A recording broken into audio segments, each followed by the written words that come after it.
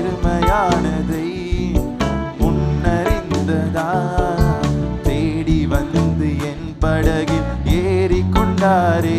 ஆண்டவர் வெறுமையானதை முன்னறிந்ததா தேடி வந்து என் படகில் ஏறிக்கொண்டாரே. இரவு முழுவதும் பிரயாசப்பட்டும் நிரம்பாத என் படகை இத்தனை வருஷமா இரவு முழுவதும் பிரயாசப்பட்டும் நிரம்பாத என் படகை நிரப்பி விட்டாரே.